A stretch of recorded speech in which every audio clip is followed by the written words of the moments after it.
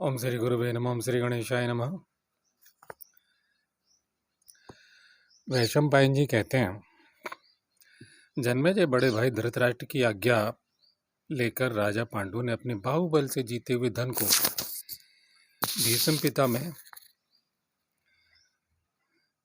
सत्यवती तथा माता अंबिका और अंबालिका को भेंट किया। पितामह शब्द मैंने बोला है, भीष्म शब्द है।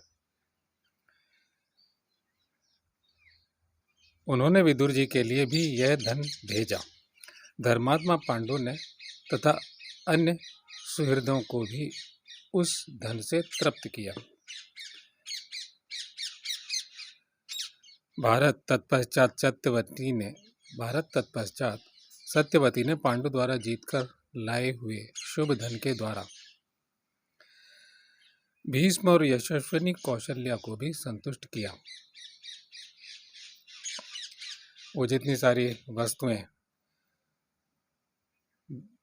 बहुत मूल्यवान वस्तुएं, अनूठी वस्तुएं, जिनका वर्णन पहले कर चुके हैं।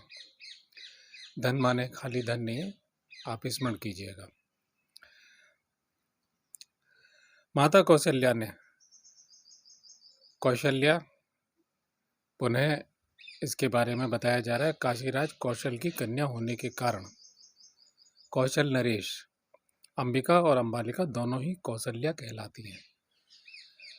और वो कौशल्या राम जी की माता थी, वो भी कौशल नरेश से जुड़ी हुई थी, कौशल राज्य की थी, इसलिए वो कौशल्या थी। तो कालांतर में कौशल तो कौशल ही रहेगा। राजा बदलते रहेंगे, संतानें बदलती रहेंगी, संतति आगे आती रहेगी। जैसे काशी नरेश, तो काशी नरेश आज भी काशी नरेश हैं, और महाभारत काल या उससे पूर्व काल सतयुग काल में भी काशी काशी रही है।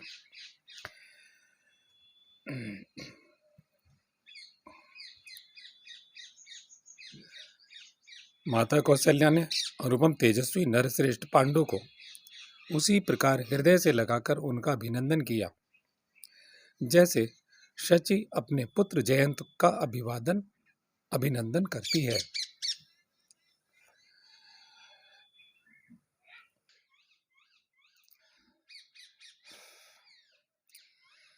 वीरवर पांडु के पराक्रम से धृतराष्ट्र ने बड़े बड़े 100 अश्वमेध यज्ञ किए तथा प्रत्येक यज्ञ में 1-1 लाख स्वर्ण मुद्राओं की दक्षिणा दी। भरत श्रेष्ठ राजा पांडु ने आलस्य को जीत लिया था। वे कुंती और माद्री की प्रेरणा से राजमहलों का निवास और सुंदर शैयाएं छोड़कर वन में रहने लगे। पांडु सदा वन में रहकर शिकार खेला करते थे। वे हिमालय के दक्षिण भाग के रमणीय भूमि में विचरते हुए पर्वत के शिखरों पर तथा ऊंचे शाल वृक्षों से सुशोभित वनों में निवास करते थे। ये उनकी अपनी रुचि थी। कुंती और माद्री के साथ वन में विचरते हुए महाराज पांडु 2 हथनियों के बीच स्थित ऐरावत हाथी की भांति शोभा पाते थे।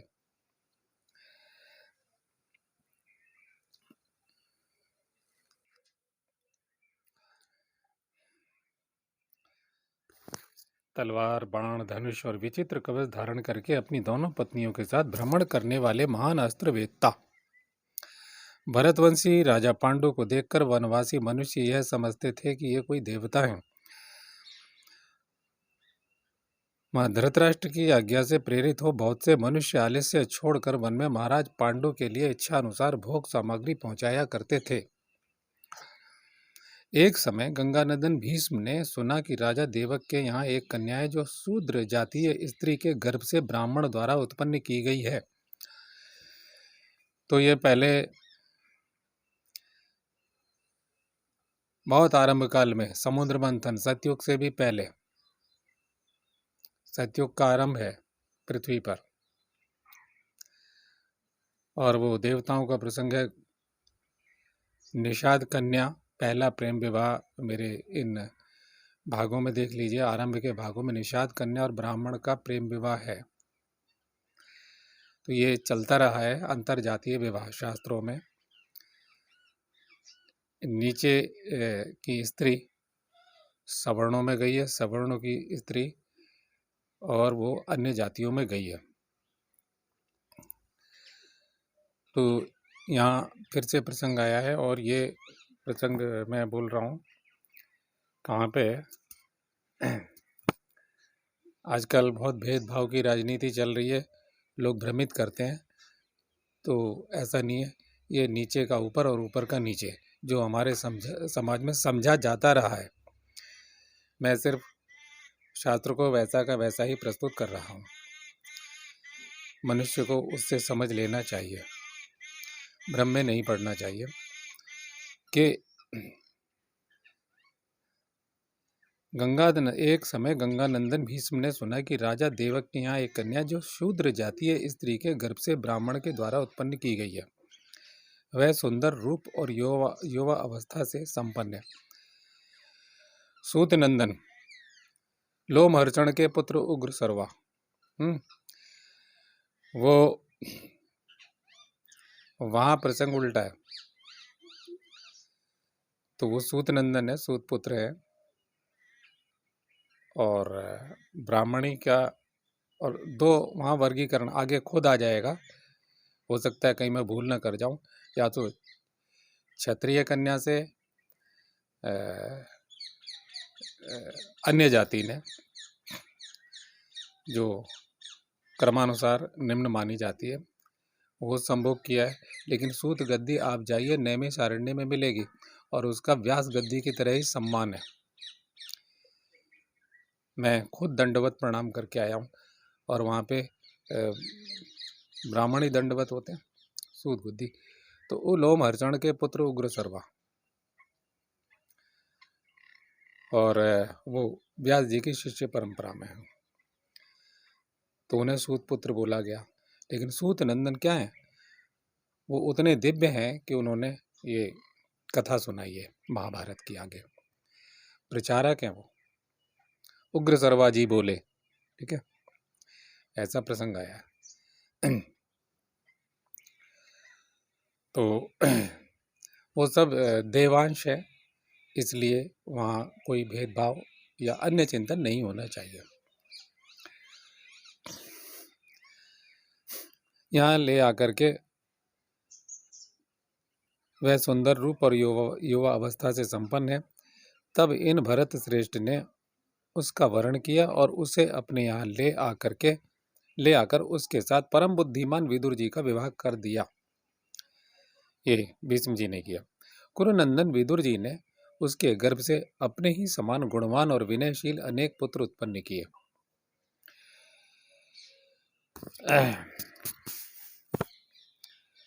वैशंपायन जी कहते हैं, जन्मेजय तदंतर धृतराष्ट्र के उनकी पत्नी गांधारी के गर्भ से 100 पुत्र उत्पन्न हुए। धृतराष्ट्र की एक दूसरी पत्नी वैश्य जाति की कन्या थी, उससे भी एक पुत्र जन्म हुआ। यह पूर्वोक्त 100 पुत्रों से भिन्न था। पांडु के कुंती और माद्री के गर्भ से 5 महारथी पुत्र उत्पन्न हुए। वे सब कुरुकुल की संतान परंपरा की रक्षा के लिए देवताओं के अंश से प्रकट हुए थे। और ये देवता कौन कौन थे, मुख्य मुख्य देवताओं का सबका वर्णन वहाँ किया गया है पूर्व में ही, शुरू के भागों में।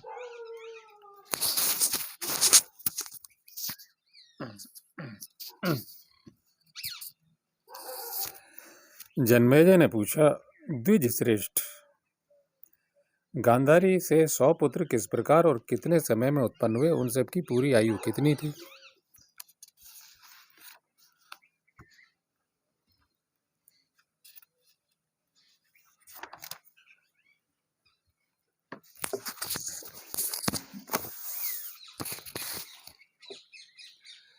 वैश्य जातीय स्त्री के गर्भ से धृतराष्ट्र का वह एक पुत्र किस प्रकार उत्पन्न हुआ? राजा धृतराष्ट्र सदा अपने अनुकूल चलने वाली योग्य पत्नी धर्मपरायणा गांधारी के साथ कैसा बर्ताव करते थे?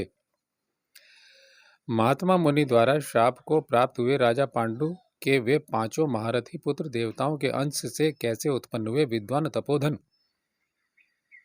ये सब बातें यथोचित रूप से विस्तार पूर्वक कहिए। अपने बंधुजनों की यह चर्चा सुनकर मुझे तृप्ति नहीं होती।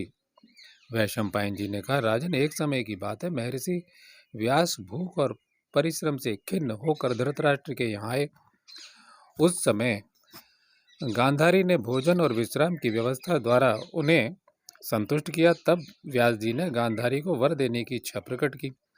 गांधारी ने अपने पति के समान ही 100 पुत्र मांगे। शायद आपको ज्ञात हो या ना ज्ञात हो, जिन्होंने बी आर चोपड़ा की महाभारत देखी है, बाकी उसमें बहुत सारी मिलावट की गई है, किंतु कुछ प्रसंग तो असली है और उसमें बताया गया है और इसमें आएगा कि 1 लाख हाथियों का बल महाराज धृतराष्ट्र में था। तदंतर समयानुसार गांधारी ने धृतराष्ट्र से गर्भ धारण किया। 2 वर्ष व्यतीत हो गए, तब तक गांधारी उस गर्भ को धारण की रही, फिर भी प्रसव नहीं हुआ। इसी बीच में गांधारी ने जब यह सुना कि कुंती के गर्भ से प्रातःकालीन सूर्य के समान तेजस्वी पुत्र का जन्म हुआ है, तब उसे बड़ा दुख हुआ। और ये सौतों का जो डाह है, ईर्ष्या है, उसका जो एक सुलभ स्वभाव है, उसके कारण उसे अपने उदर की स्थिति पर बड़ी चिंता हुई। गांधारी दुख से मूर्छित हो रही थी। उसने धृतराष्ट्र के अनजान में ही यानी धृतराष्ट्र को उसकी जानकारी नहीं थी, महान प्रयत्न करके अपने उदर पर आघात किया, अपने पेट पर चोट पहुंचाई मतलब। तब उसके गर्भ से एक मांस का पिंड प्रकट हुआ जो लोहे के समान कड़ा था। पेट पर आघात किया तो जो मांस पिंड है, जो वीर्य धारण किया हुआ था, वो कठोर मांस पिंड, जो इसमें बताया लोहे के समान, क्योंकि वो इतना तेज, और वो तामसिक तेज, राजसिक तेज और तामसिक तेज, सतोगुणी तेज तो था नहीं, क्योंकि दुर्योधन की उत्पत्ति होने वाली, दुशासन की उत्पत्ति होने वाली और अन्य तमाम सारे, तो उसे बताया गया, वो बाहर निकल आया। उसने 2 वर्षों तक पेट में, तो भी उसे इतना, हाँ। तब उसके गर्भ से एक मांस का पिंड प्रकट हुआ जो लोहे के पिंड के समान कड़ा था। उसने 2 वर्षों तक उसे पेट में धारण किया था, तो भी उसने उसे इतना कड़ा देखकर फेंक देने का विचार किया, इतना सख्त ऐसे फेंक दिया जाए। इधर यह बात महर्षि व्यास को मालूम हुई, तब वे बड़ी उतावली के साथ वहां आए। अब वो ध्यान किया होगा क्योंकि उनसे जुड़ा हुआ था, उन्होंने ही ये वरदान दिया था, उपक्रम किया था। तो आप उन्हें पता चल गया। और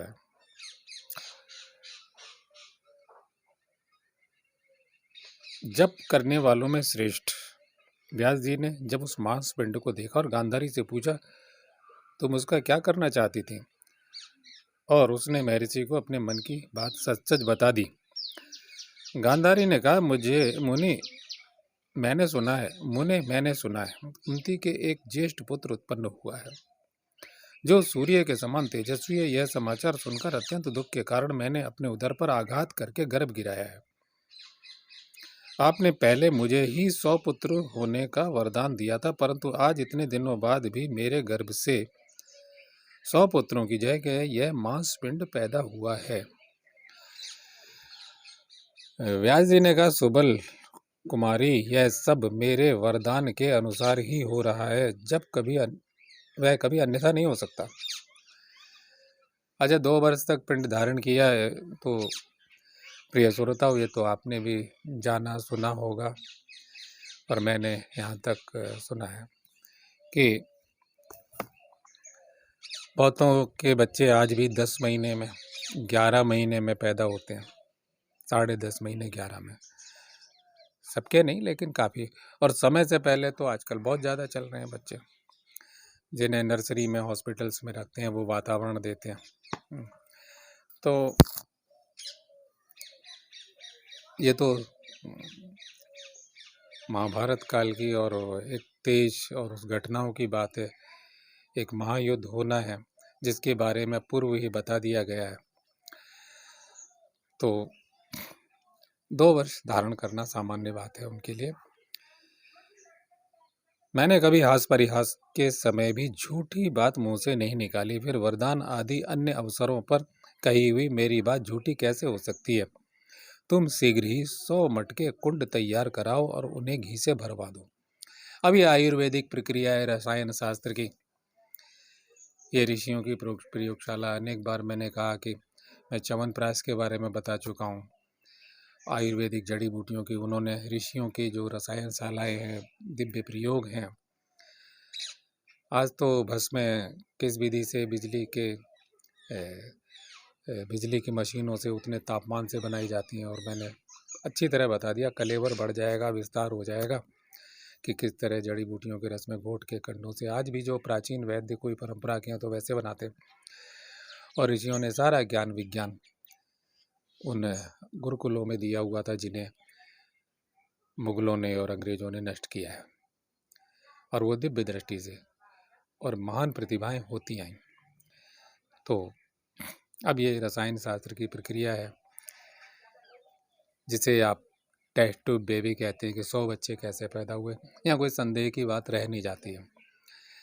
अब देखें समझें कि एक और बात, सीखने योग्य क्या है, ग्रहण करने योग्य क्या है। वो कहते हैं मैंने कभी हास परिहास में भी झूठ नहीं बोला। तो जब आदमी का व्यक्तित्व होता है, व्यर्थ में ही अट्टहास करता रहता है, व्यर्थ में ही हंसता रहता है, तो उसके मौलिक व्यक्तित्व में कुछ नहीं होता। आजकल हंसी एक ट्रेंड, एक चलन बन गया है, लेकिन अति सर्वत्र यानी कि वर्जित की गई है।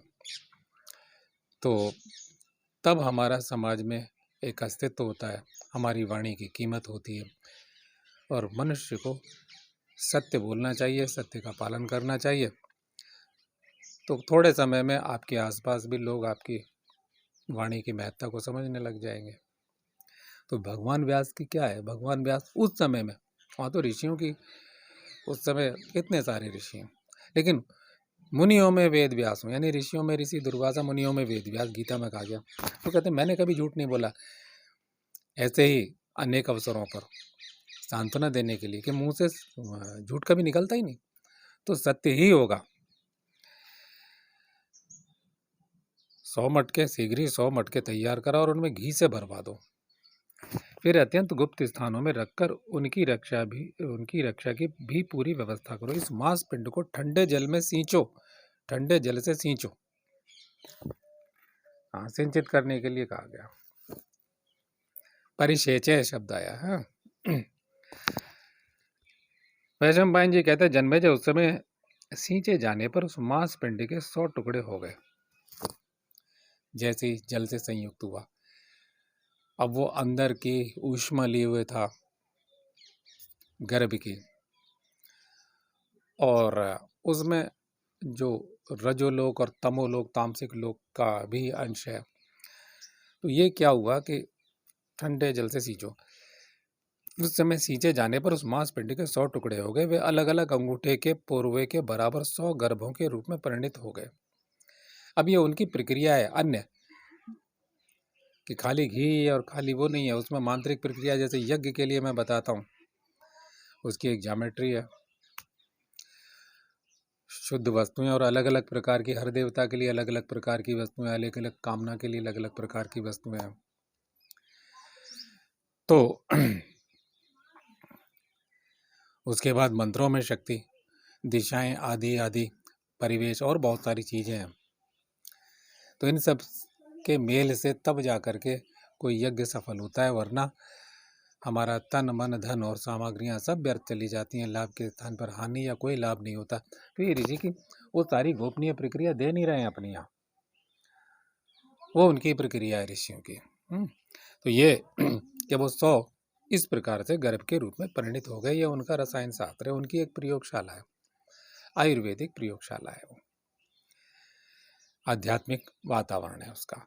उसके तेज से वो जो आने वाली संहारक संतानें, विनाश करने वाली और उसका शमन करने वाले जो वो 5 पांडव हैं और भगवान कृष्ण हैं, वो सब लीला होने वाली है। राजन, काल के परिवर्तन से क्रमशः उस मांस पिंड के यथा योग्य पूरे 101 भाग हुए। तत्पश्चात गांधारी ने उन सभी गर्भों को उन पूर्वोक्त कुंडों में रखा, जो बताए गए हैं, पूर्वोक्त यानी पूर्व कहे गए। वे सभी कुंड अत्यंत गुप्त स्थानों में रखे हुए थे, उनकी रक्षा की ठीक ठीक व्यवस्था कर दी गई थी, तब भगवान व्यास ने गांधारी से कहा, इतने ही दिन अर्थात पूरे 2 वर्षों तक प्रतीक्षा करने के बाद इन कुंडों का ढक्कन खोल देना चाहिए। 2 वर्ष पहले हुए और 2 ही साल अब और, क्योंकि उस समय से पूर्व निकाल दिया गया, तो 2 वर्ष और।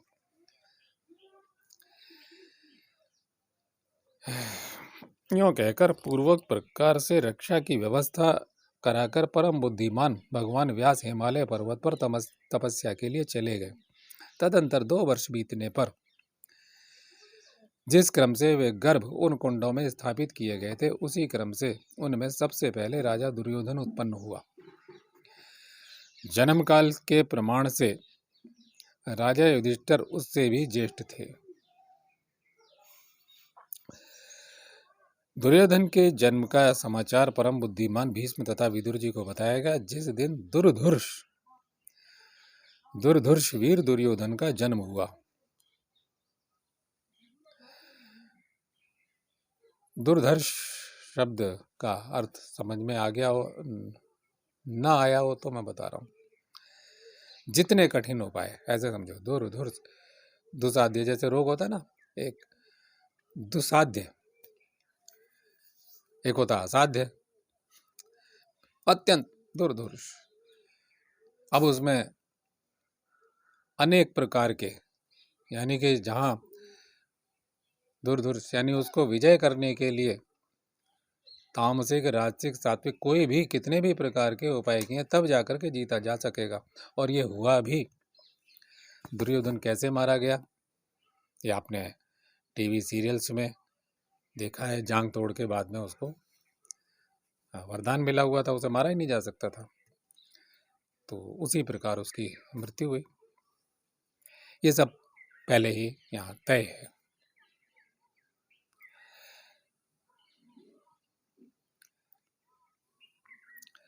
उसी दिन पराक्रमी महाबाहु भीमसेन भी उत्पन्न हुए। वो पहले हो चुके थे एक साथ, इधर ये हुआ, इधर लगभग बराबर उम्र के थे। उसी दिन परम पराक्रमी महाबाहु भीमसेन भी उत्पन्न हुए।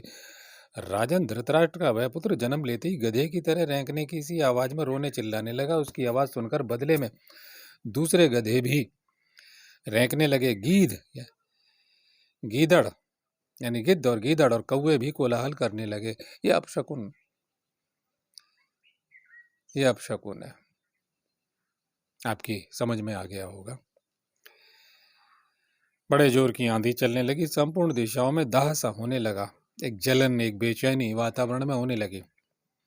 राजन तब राजा धृतराष्ट्र भयभीत से हो उठे और बहुत से ब्राह्मणों को, भीष्म जी और विदुर जी को, दूसरे दूसरे सुहृदयों तथा समस्त कुरुवंशियों को अपने समीप बुलाकर उनसे इस प्रकार बोले। आदरणीय गुरुजनों, हमारे कुल की कीर्ति बढ़ाने वाले राजकुमार युधिष्ठिर सबसे ज्येष्ठ हैं। वे अपने गुणों से राज्य पाने के अधिकारी हो चुके हैं। उनके विषय में हमें कुछ नहीं कहना है, किंतु उनके बाद मेरा यह पुत्र ही ज्येष्ठ है, क्या यह भी राजा बन सकेगा? इस बात पर विचार करके आप लोग ठीक ठीक बतावें। जो बात अवश्य होने वाली है उसे स्पष्ट कहें।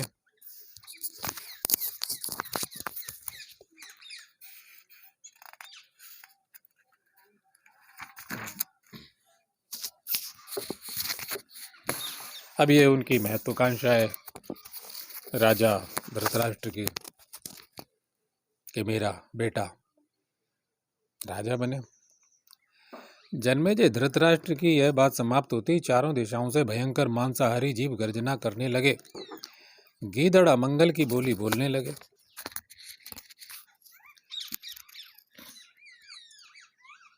गीदड़ अमंगल सूचक बोली बोलने लगे। राजन, सब ओर होने वाले इस भयानक अपशकुनों को लक्ष्य करके ब्राह्मण लोग तथा परम बुद्धिमान विदुर जी इस प्रकार बोले। नरश्रेष्ठ नरेश्वर, आपके श्रेष्ठ पुत्र के जन्म लेने पर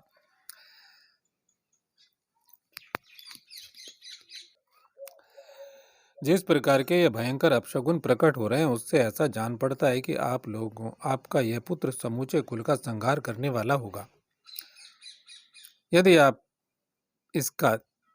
यदि इसका त्याग कर दिया जाए तो सब विघ्नों की शांति हो जाएगी, और यदि इसकी रक्षा की गई तो आगे चलकर बड़ा भारी उपद्रव खड़ा होगा।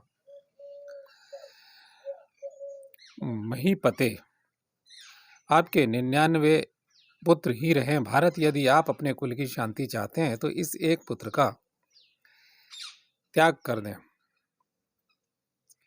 केवल एक पुत्र के त्याग द्वारा इस संपूर्ण कुल का तथा समस्त जगत का कल्याण कीजिए। नीति कहती है कि समूचे कुल के हित के लिए एक व्यक्ति को त्याग दे, गांव के हित के लिए कुल को छोड़ दे, देश के हित के लिए गांव का परित्याग कर दे और आत्मा के कल्याण के लिए सारे भूमंडल को त्याग दे। आत्मा के कल्याण के लिए संपूर्ण भूमंडल को भी त्याग दे यदि हमारे पास है, क्योंकि हम आत्म कल्याण अगर चाहते हैं तो।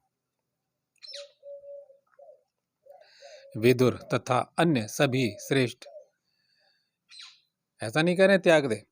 ऋषि ही कहते हैं धर्म अर्थ काम और मोक्ष। धर्म के लिए धर्म सबसे पहले, अर्थ उसके बाद धन, फिर काम, उससे संतुष्टि और उसके साथ तब मोक्ष, यानी एक एक क्रम से संतुष्ट होते हुए और सारे आश्रमों का समन्वय करते हुए। कामना है कि आखिर में हमें क्या करना है, हमें इतने जी लिए, इतना ये करना है। लेकिन यदि जरूरत पड़ जाए तो, यदि हमारे पास चुनाव का मौका आए तो, ऐसी परिस्थिति उत्पन्न हो जाए तो इसका आशय यह समझना चाहिए। विदुर तथा उन सभी श्रेष्ठ ब्राह्मणों के यूं कहने पर पुत्र स्नेह के बंधन में बंधे हुए राजा धृतराष्ट्र ने वैसा नहीं किया। जन्मेजय इस प्रकार राजा धृतराष्ट्र के पूरे 100 पुत्र हुए। तदंतर एक ही मास में गांधारी से एक कन्या उत्पन्न हुई जो 100 पुत्रों के अतिरिक्त थी। जिन दिनों गर्भ धारण करने के कारण गांधारी का पेट बढ़ गया था और वह क्लेश में पड़ी रहती थी, उन दिनों महाराज धृतराष्ट्र की सेवा में एक वैश्य जाति की स्त्री रहती थी। राजन, उस वर्ष धृतराष्ट्र के अंश से उस वैश्य जाति की भार्या के द्वारा महायशस्वी बुद्धिमान युयुत्स का जन्म हुआ है। अब एक अतिरिक्त तो वो कन्या हो गई जो 1 महीने के बाद हुई। ये सब और एक राजाओं के पास तो ये अब तक रही है। तो उस वैश्य जाति की स्त्री से युयुत्स, और ये पता है आपको कि जब ये घोषणा की गई कुरुक्षेत्र के मैदान में कि जो ये समझता है कि धर्म इस तरफ है तो इधर छोड़ के इधर आ सकता है, यानी कौरव का कोई पांडवों की तरफ आ सकता है और पांडवों का कोई व्यक्ति उधर जा सकता है। तो उस समय युयुत्स कौरव पक्ष को छोड़ करके पांडवों के पास आ गया था, राजा युधिष्ठिर की शरण में आ गया था, उनकी तरफ से उसने युद्ध लड़ा, यह मानते हुए कि यह धर्म युद्ध है, धर्म पांडवों की तरफ है।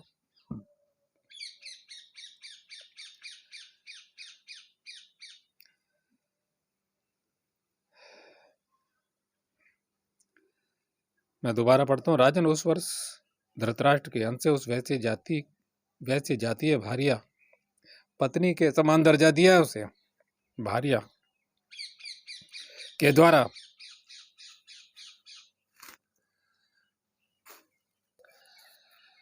उस वैसे जातीय भार्या के द्वारा महायशस्वी बुद्धिमान युयुत्स का जन्म हुआ। जन्मेजय युयुत्स कर्ण कहे जाते थे। कर्ण माने कान, वो नहीं, कर्ण, ये कर्ण शब्द है, कर्ण, रा पूरा है, कर्ण, कर्ण, एक होता है कर्ण। कर्ण कहे जाते थे। इस प्रकार बुद्धिमान राजा धृतराष्ट्र के 100 वीर महारथी पुत्र हुए। तत्पश्चात एक कन्या हुई जो 100 पुत्रों के अतिरिक्त थी। उन सब के सिवा महातेजस्वी परम प्रतापी वैश्य पुत्र युयुत्स भी थे। तो 101 प्लस वो एक अतिरिक्त कन्या, ये कुल मिलाकर के 102 संतानें हुई और मूल रूप से 100 पुत्रों का वर्णन आता है। तो आज के लिए इतना ही। ये संभव पर्व, आदि पर्व के अंतर्गत संभव पर्व है और 114वां अध्याय है। ओम तत्सत।